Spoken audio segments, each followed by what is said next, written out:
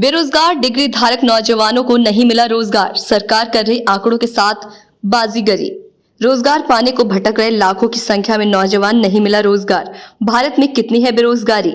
संसद में सरकार ने दिया प्रूफ के साथ जवाब। सरकार की ओर से वर्कर पॉपुलेशन रेशियो की रिपोर्ट को आधार बनाकर कहा गया कि बीते कुछ वर्षों में कामकाजी युवाओं की संख्या में हुई बढ़ोतरी। युवाओं को रोजगार देने में सरकार पूरी तरह हो रही विफल, खेल रही आंकड़ों की बाजीगरी का खेल। भारत एक युवा प्रधान देश है। यहाँ कई देशों के मुकाबले युवाओं की संख्या ज्यादा है, लेकिन ये युवा फिलहाल बेरोजगारी का शिकार है। इन बेरोजगार युवाओं को संघर्ष हमें सड़कों पर अक्सर किसी न किसी विरोध प्रदर्शन के जरिए दिखाई देता है। तो चलिए आज इस एपिसोड में समझने की कोशिश करते हैं कि आखिर सरकारी आंकड़ों में बेरोजगारों की भीड़ इतनी ज्यादा क्यों है। क्या युवाओं को रोजगार मिल पा रहा है या सरकार के आंकड़े कागजी हैं? संसद में जब सरकार से इस संबंध में सवाल किया गया तो श्रम एवं रोजगार राज्य मंत्री शोभा करंदलाजे ने इस पर जवाब दिया। उन्होंने बताया कि देश में रोजगार और बेरोजगारी पर data periodic labour force survey द्वारा इकट्ठा किया जाता है। ये डाटा 2017 से हर साल जुलाई और जून के महीने में रिलीज होता है। लेटेस्ट रिपोर्ट के अनुसार 2022-23 में 15 साल और उससे अधिक उम्र के युवाओं में बेरोजगारी दर ग्रामीण भारत में 2.4 रही है और शहरी भारत में 5.4 रही। इस सवाल के जवाब में सरकार की ओर से वर्कर पॉपुलेशन रेशियो की रिपोर्ट को आधार बनाकर कहा गया कि बीते कुछ वर्षों में कामकाजी युवाओं की संख्या बढ़ी है। साल 2020-21 में जहां कामकाजी युवाओं की संख्या 52.6% थी, तो वहीं 2021-22 में वो बढ़कर 52.9% हो गई, जबकि 2022-23 में ये संख्या बढ़कर 56% हो गई। बेरोजगारी को समझने के लिए आपको सबसे पहले लेबर फोर्स को समझना होगा। दरअसल भारत में 15 साल और उससे ऊपर के लोगों को वर्किंग एज ग्रुप में गिना जाता है। इस वर्किंग एज ग्रुप की कुल संख्या में जितने लोग काम कर रहे हैं और जितने लोग काम की तलाश में हैं, उनका टोटल नंबर मौजूदा लेबर फोर्स कहलाता है। अब बेरोजगारी की परिभाषा को समझते हैं।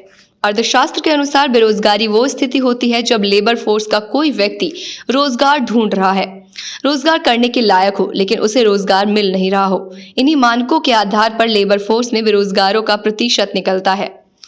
भारत जैसे विकासशील देश के सामने आबादी और बेरोजगारी बड़ी चुनौती है।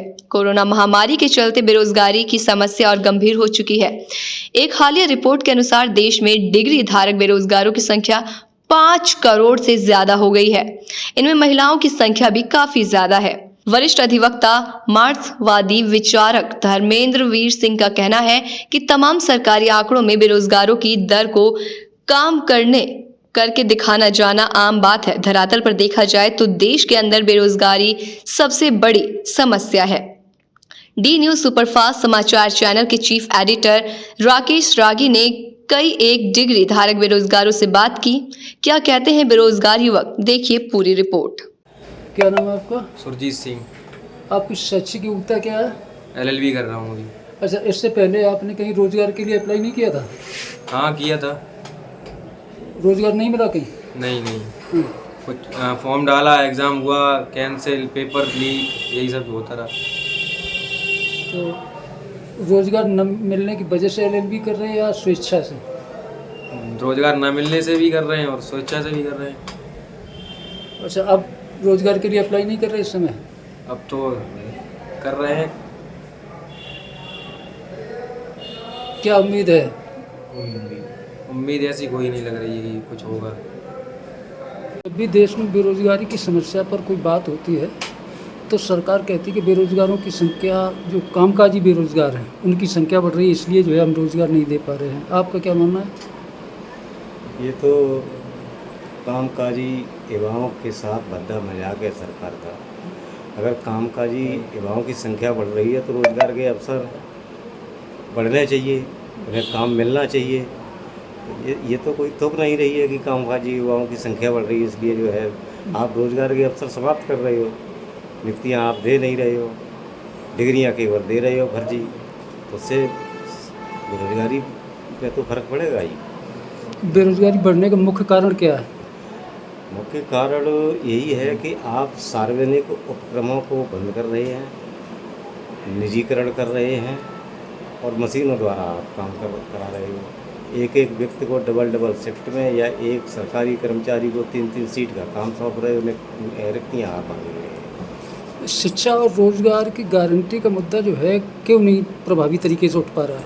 उस पर कारगर तरीके से और गंभीरतापूर्वक ये उस पर अमल करना ही नहीं चाहते, उस पर विचार तक नहीं कर रहे हैं। ऐसा नहीं है कि इतने वर्षों में बेरोजगारी की समस्या से निदान नहीं पाया जा सकता, तो गंभीर नहीं है सरकार युवाओं के प्रति। अच्छा, जहाँ तक वामपंथी दलों का मानना है, वामपंथी दल भी जो है इस समस्या को प्रमुखता से नहीं उठा पा रहे हैं। हाँ, ये बिल्कुल सही बात है। जिस गंभीरता से जिस संघर्ष किया जाता था इसके लिए, तो वो संघर्ष में तो पीछे है वामपंथी दल भी, कसौटी पे खड़े नहीं उतर पा रहे हैं, इसमें कोई दो राय नहीं है। क्या रास्ता क्या है? रास्ता तो यही है कि सार्वजनिक उपक्रम बहाल रखे जाएं, नियुक्तियाँ की जाए पूरी, और बेरोजगारों को काम दिया जाए, उनकी योग्यता के अनुसार काम दिया जाए। इस पर गंभीरतापूर्वक विचार किया जाना चाहिए।